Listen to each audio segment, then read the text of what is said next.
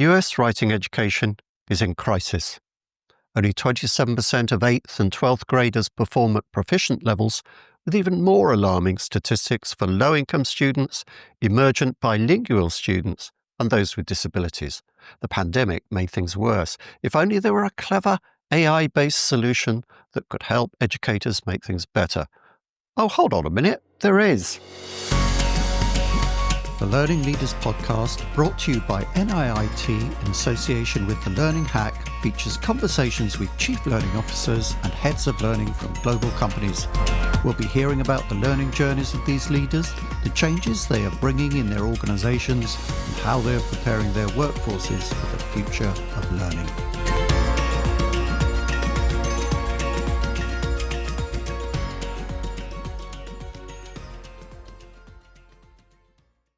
Following is a conversation with Dr. Tony Ann Vroom and Dr. Dina Episcopia-Zolio, co-CEOs of the Writing Revolution, an educational non-profit that empowers teachers and administrators with tools and training for effective writing instruction. Tony Ann has been with the Writing Revolution since 2014, helping to guide its national expansion and the digital transformation that's making the Hochman method accessible to thousands of teachers and hundreds of thousands of students. Dina joined TWR after a career in academic leadership and education reform, bringing deep expertise in curriculum design, literacy development, and organizational growth. Together, they pioneered an AI-driven literacy platform developed in partnership with NIIT that preserves the rigor of the Hochman method while dramatically reducing teacher preparation time. We'll be talking about this innovation, powered by their AI coach, Judy, named for the inventor of the method, Dr. Judith Hochman. We'll hear the ways it's transforming how educators teach writing and what it means for the future of literacy education. So Tony and Dina, welcome to the Learning Leaders Podcast. It's a pleasure to have you both on the show. Thank you. Likewise. Thank you. Thank you for having us. TWR has been tackling the literacy crisis for more than a decade, working to make the Hochman method a practical tool for teachers everywhere. Can you start by giving us a sense of the scale of the problem you're addressing and what you see as the biggest barriers to effective writing instruction today? Dina, do you want to kick off? Sure. We know that writing is a fundamental skill. It's essential for success in school, the workplace, and in life. And it's also one of the most cognitively demanding skills that we ask students to do. But the reality, John, is that we are failing far too many kids when it comes to writing instruction. When students don't learn to write clearly, it affects everything: how they learn, how they read, how they express themselves, and how confident they feel. And when poor writing habits persist, they carry over into the workplace, affecting communication, career growth.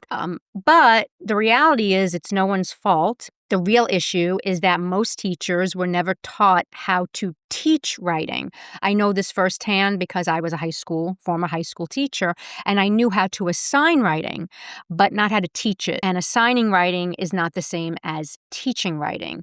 So I think this resonates with many teachers because they also feel that they're not equipped to teach writing, and that's a gap that the Writing Revolution is aiming to fill.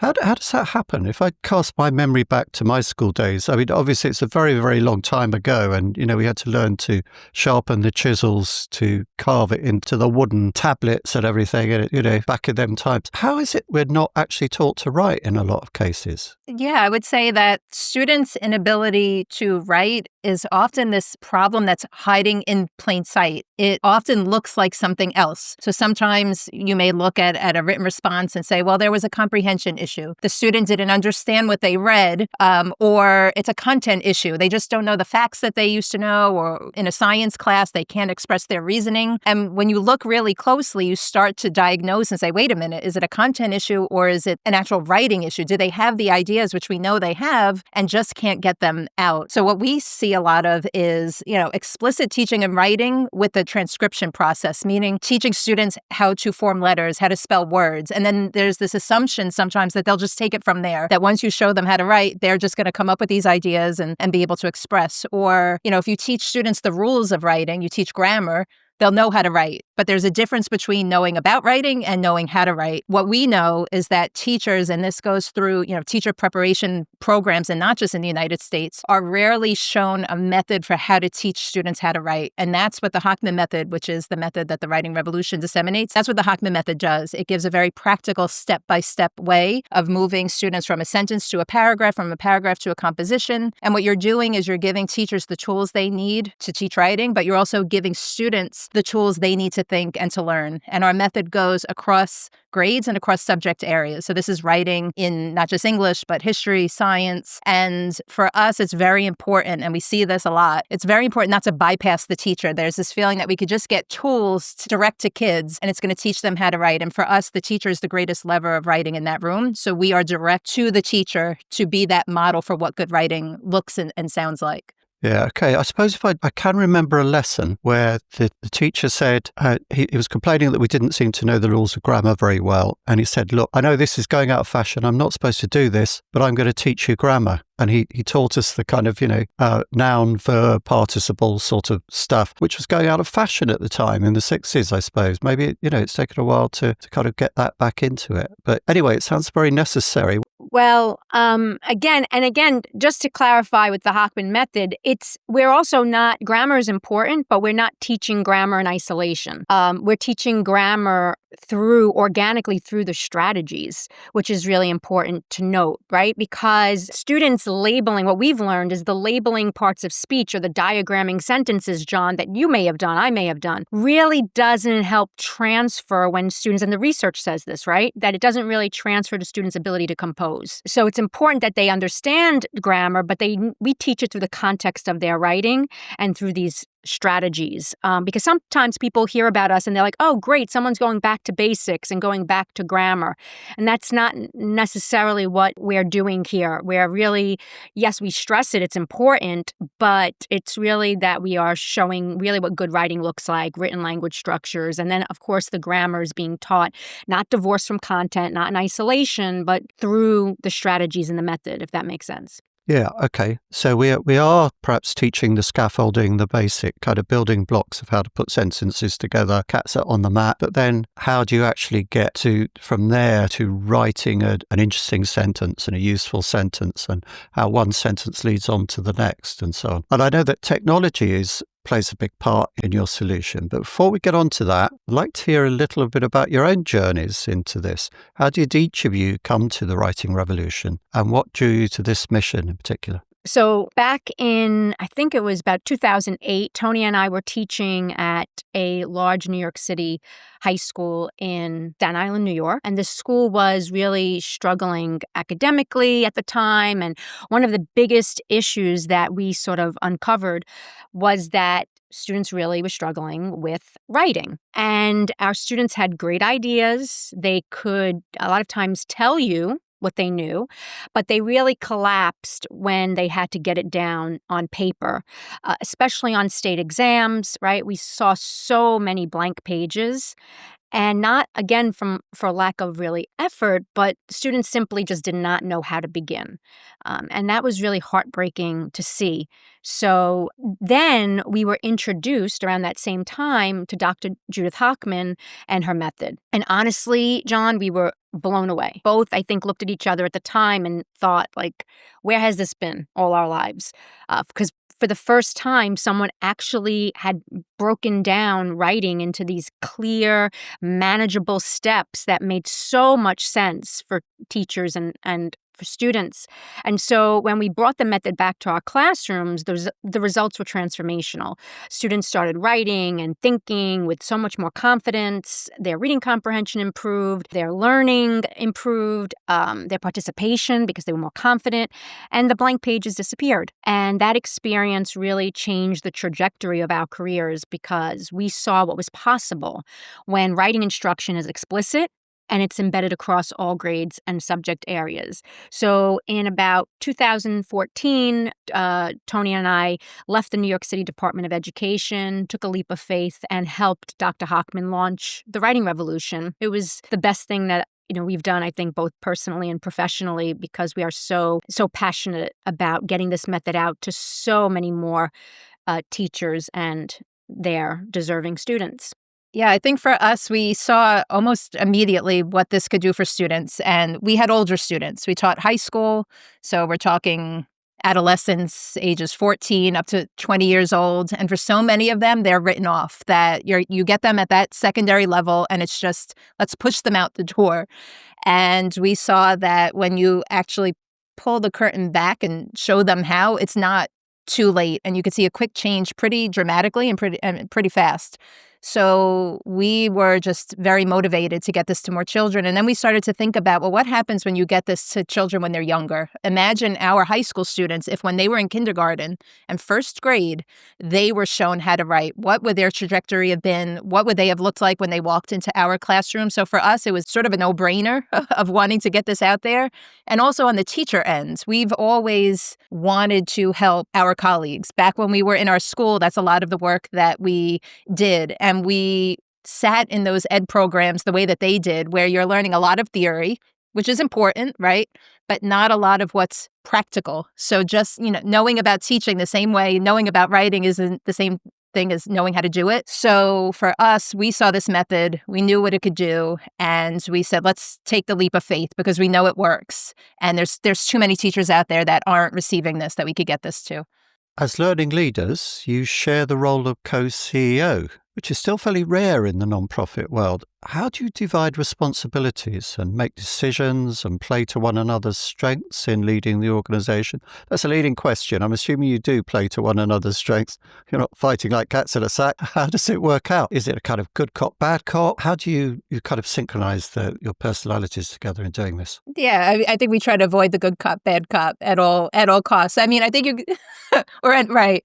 I mean, for us, you heard our journey. We've been working side by side for over 2 decades. We naturally collaborated back when we were in the classroom and we said, let's join our classes together. We'll teach the lesson together. So we have this natural relationship. Not every, 2 people would have together, but we do.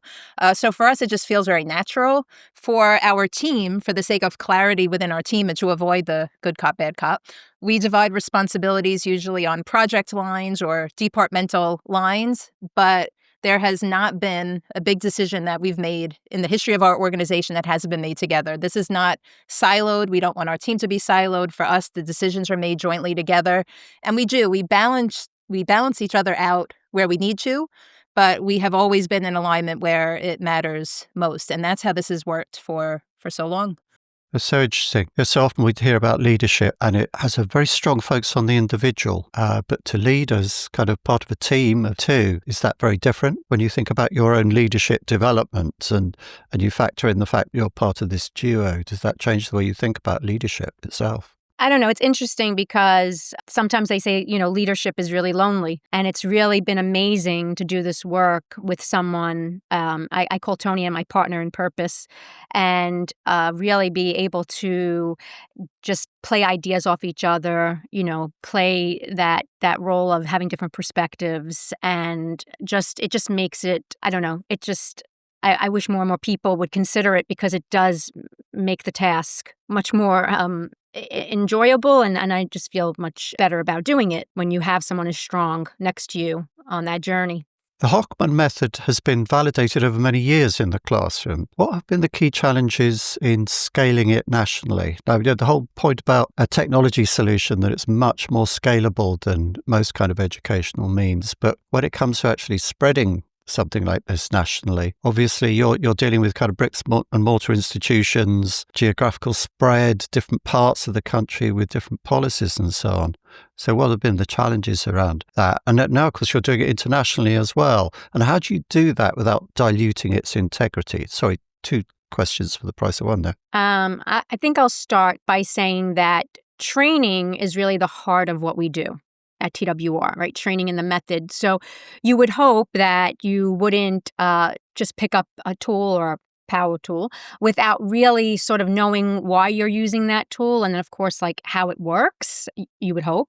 But the same sort of, I think, holds true with the Hochman method. You want teachers to really understand why it works, and then how to use it effectively in their classrooms. So again, we do that through our training. And before COVID, all of the training around the method was in person. And so when schools shut down, we really had to pivot, like the rest of the world, very quickly to virtual, but synchronous sessions, right? Live virtual sessions, all on East Coast time because we're based in New York City, our office. So that created some real challenges for access and for scalability in some ways. In some ways, it opened us up, John, because we were not in person anymore, so we could serve and train 50 states and international. When you ask how did that begin, it began because we were able to now open the trainings to Australia, to multiple countries. But then as far as keeping that going and scaling it, the live virtual trainings sort of again started to pose some real constraints. For example, in Australia, which really has taken TWR and run with it, our own faculty were teaching courses at 2 a.m. in the morning, East Coast time.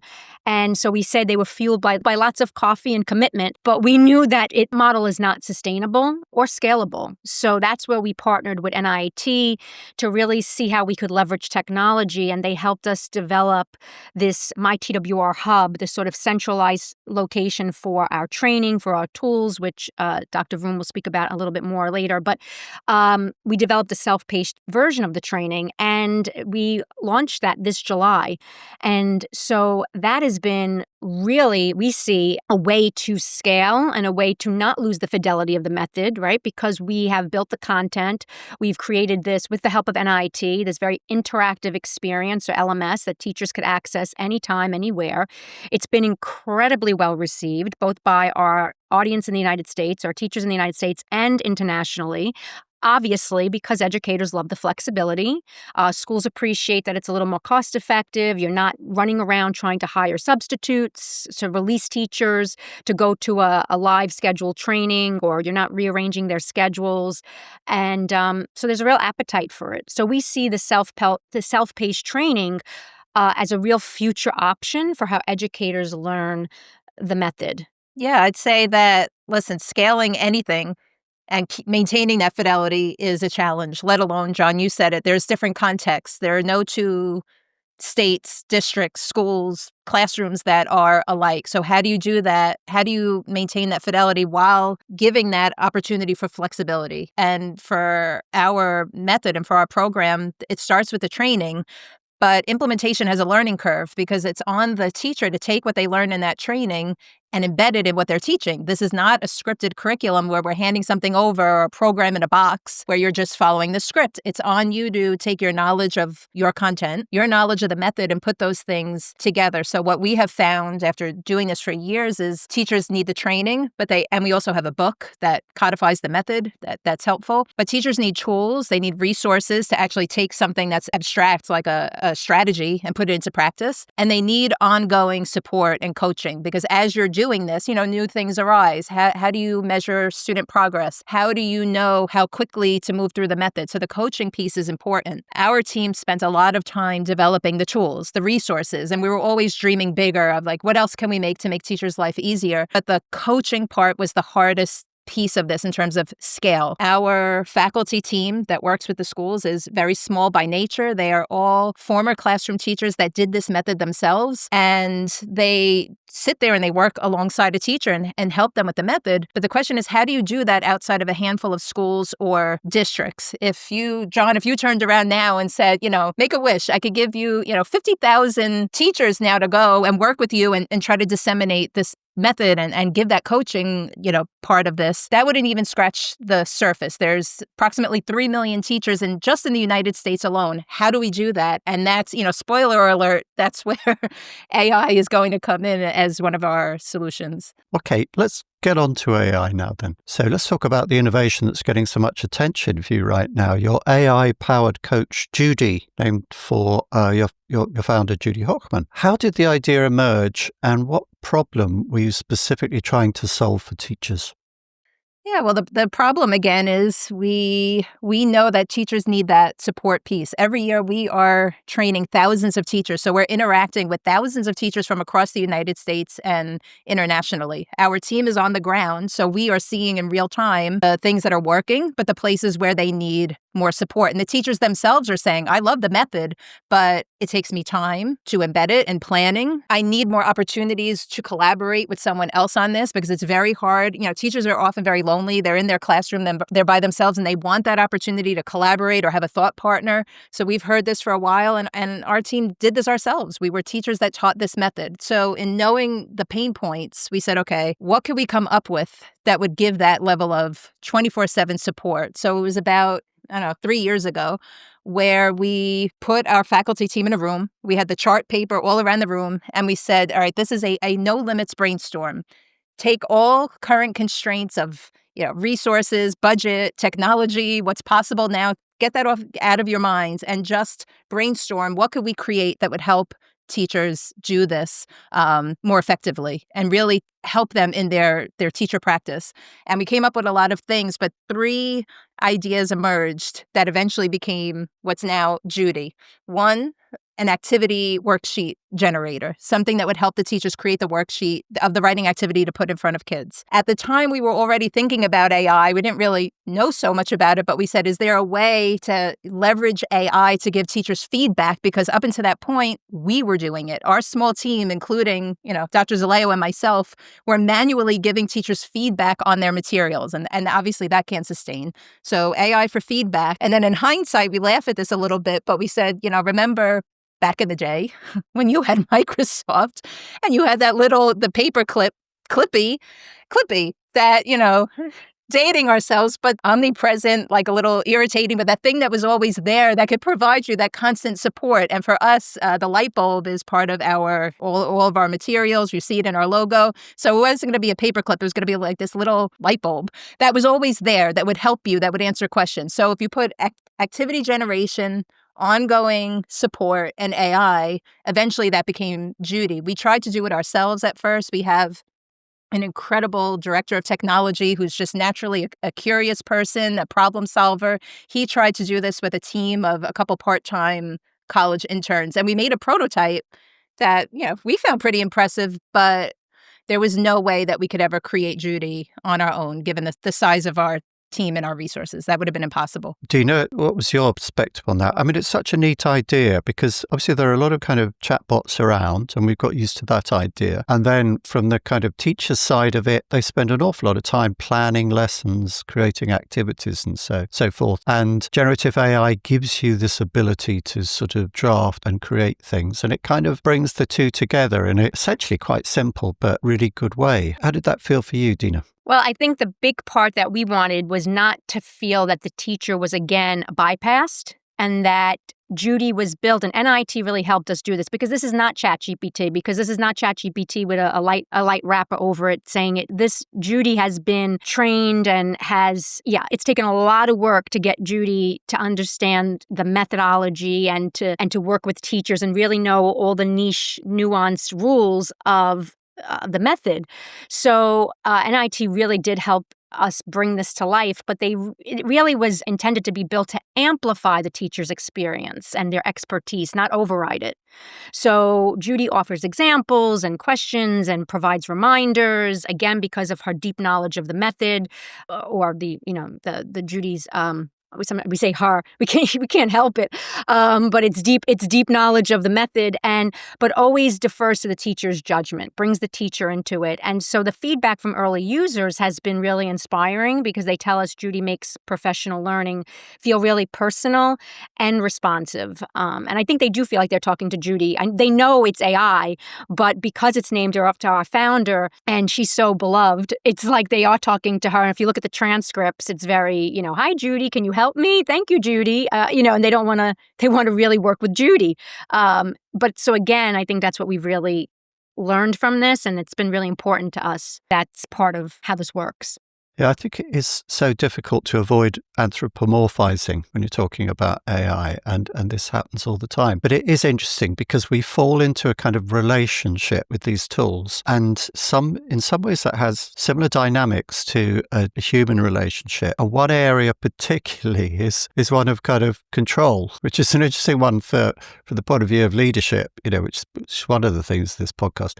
So many educators are understandably cautious about AI. how have you ensured that Judy enhances rather than replaces teachers' professional judgment? What have you learned from their feedback so far? I mean, I should say that I use a lot of AI, and I feel in my case, there's a real issue of creative control.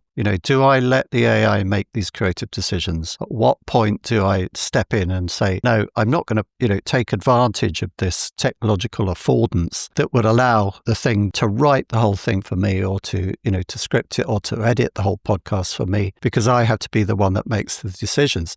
So I think in a lot of different types of workflow involving AI, we have to kind of make sure that the humans are in control. So coming to the particular example of Judy, how do you make sure that it enhances rather than replaces the teacher? For Judy, all of the interactions have that, the user in the loop, you have the teacher in the loop. They are in the driver's seat from the very beginning. When they first start interacting with Judy, they are making decisions about, their content, the strategy that they are looking for Judy to help them create. They can have this conversation, this give and take with Judy to iterate on what Judy first creates. And this is something that in our trainings and our courses, we're constantly pushing, that don't take the first response that you get at face value. Don't, click print and put that in front of students, because Judy doesn't necessarily know your students, but you do. Take a look at the responses. What Judy creates is not just a worksheet, but it also gives you, where does Judy anticipate a student might go?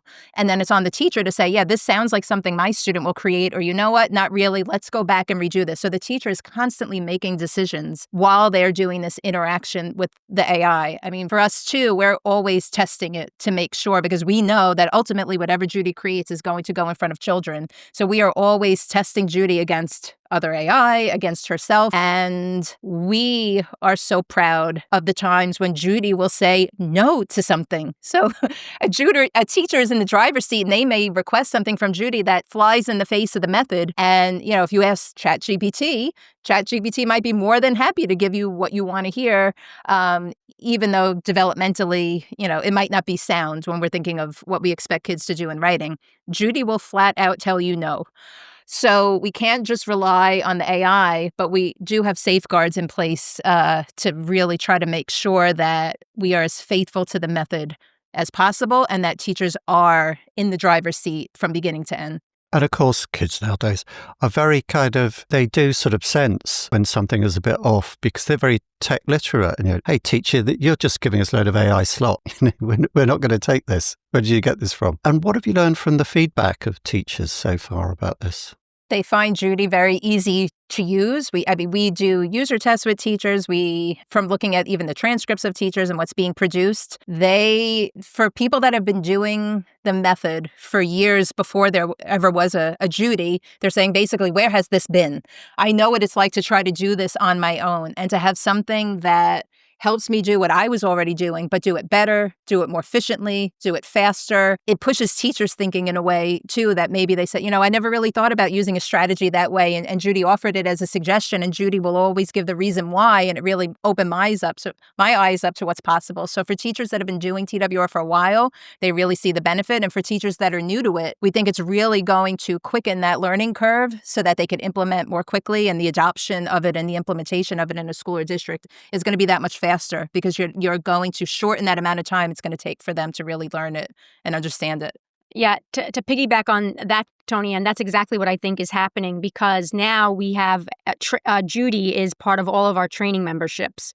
So when teachers sign on to attend training, automatically in that package, they also get access to our tools, and they get access, obviously the tools include Judy. It really means that teachers, after they learn that strategy, they can immediately apply what they've learned using Judy or with Judy's support. And as Tony had mentioned, it's really going to close the loop between the professional learning and the classroom practice in a really powerful way. So TWR partnered with NIIT to design and deliver this digital transformation. What's made that partnership work so well? And what advice would you give to other mission-driven organizations like yourself considering technology partnership of this kind? Oh, boy, did we get lucky. I mean, as I mentioned, we tried to do this ourselves. We created a prototype. We showed it to other people, and no one really got it when we showed it to them. So they looked at it and like, oh, it's just like another ChatGPT. They never really got it. And there was this, serendipitous series of events that connected TWR with NIIT. And from day one, when we showed them this prototype, and, you couldn't help it, this is NIIT, and we're showing them this thing that our little team tried to create, and they got it immediately. They saw what we wanted to do and almost immediately said, we get it. And that gave us the hope that what we were thinking all along was possible. When they came in, when we actually started our partnership, they didn't just come in and bring their AI expertise, which of course they have, and then some, absolutely brilliant, to say the least. They found it very important to really take the time to learn our method, and not just learn it at a surface level, but they immersed themselves in the method that I think they could turn around and probably teach our course tomorrow. They know it so well. But by doing that, it really helped them understand exactly what's the problem that we're trying to solve. This informed ultimately what the design of Judy would be, because they really understood how the method works, how it gets implemented, the places where teachers need support, and them taking that time to do so built a trust amongst our teams that when they started to push our thinking, when we had, one idea of what Judy might ultimately look like, and they really pushed our thinking, we trusted in them with that, and we ended up getting a better product for it. So for us, the advice we would give to another mission-driven organization would be develop that kind of mutual understanding with whoever your tech provider is. They need to understand your work and your users very deeply, but you have to be very open to learning from them as well. And for mission-driven organizations, we often hold our program very close to the heart. We have a lot of ownership of it, and you have to have that trust in who you're working with to let them, push your thinking with it. And I'd say not just for the mission-driven organizations, I would push the bigger tech partners out there in pushing their thinking and saying, don't count out the small nonprofits. What we lack in size and what we lack in resources, we make up for in being, quick to move on things. We have a natural scrappiness to us. And if you have big ideas of things that you want to try, the small nonprofit might be your playing ground because we have the agility to do it. So I would challenge both the mission-driven organizations and the tech partners to really think about this type of partnership, because amazing things could come from both sides. Yeah. We don't have those layers of bureaucracy, John. We were able to make decisions very quickly and really act on things and move at like lightning speed to get this out there. And that's NIT really took a chance with us and believed in us. And that's really meant so much to have their belief in the mission and what we were trying to do. And they really allowed us to dream even bigger than we were dreaming. And they really showed us the art of possible. And we're forever grateful. Listening to you talk about the process of developing the solution just reminds me of in the past when I've talked to learning designers within vendor companies. I worked a lot with vendor companies, and they would say, huge part of their job satisfaction is going into a client, especially where it's a kind of slightly tricky brief, and just learning so much about what they do. So, the process of kind of learning about the Hockman method, all that, I could just imagine a good learning designer getting their teeth into that, and then you're learning about the possibilities of the technology from them. And it's that kind of mutual circle of learning there that makes for a really productive, to use a horrible word, synergy. It seems that remarkable results are possible here. Time savings for teachers. I know several teachers, and I know the amount of time they spend in preparing lessons, and how much this could help them. Better writing outcomes for students. I'm an English literature graduate, studied at university. Afterwards, I left and thought, well, I've got to write my first novel now. And I suddenly realized no one had ever taught me to write after 3 years of studying literature. So I kind of understand how important skill it is, how difficult it is to learn it in some senses if you haven't had early tutoring. I understand you're in the early stages of measuring student outcomes from this project, but you've begun to see some exciting results. So what are you learning so far from that feedback and that assessment? And what excites you most about what's emerging? Yeah, well, you're right. It's certainly saving teachers a lot of time. In our first 3 months, we launched in the middle of this summer. July 15th was launch date. Very exciting day for us. And in 3 months, Judy has generated just activities alone about 75,000. So right now that number is even higher. And if you think about how long it would have taken to create one of those, on average about an hour's time, just starting to do the math, and your mind is blown thinking about the possibilities there. So it's saving teachers time in the creation information part, but what we're really excited about is seeing how teachers are using Judy in her coaching aspect, which again, there's other worksheet generators out there. They shouldn't be doing the Hockman method. Hopefully they're not, but you never know. There's other things that are out there, but our Judy really understands the method and could give that type of guidance that teachers are looking for. And we had a hunch that teachers would be looking for, but now we're seeing in real time that that's what they're asking about. Questions about pacing, questions about, troubleshooting, or how do I differentiate because my students are at a different range of ability when it comes to writing. What could I do? That's almost impossible for a teacher to do in one period of time. How do I reach these students over here and those over there? And Judy's able to do that for them. So we're getting tremendous feedback from teachers about the coaching part of Judy that would have in the past been our team sitting side by side with the teacher and doing it. Now this is thousands of teachers getting that 24/7 access to it. Yeah. To add to Tony, and I think also what this has helped us is really think about the implementation chain, John, as far as outcomes. When you're moving into schools and districts to really have an impact, right, which really should be the North Star, the impact and the student outcomes, you really need to consider all of the different players along the implementation chain, so to speak, right? How does the principal interact with this? How does the district leaders, the superintendent, and then the teachers, and then obviously to the students, you really need to consider all that. And with NIIT's help, this hub that they've created for us with Judy and the self-paced training, now there's this data dashboard that everyone has access to. So the principals and the superintendents and everyone has information at their fingertips that really can help them make informed decisions or really assess how implementation is going. It's no longer just a hunch.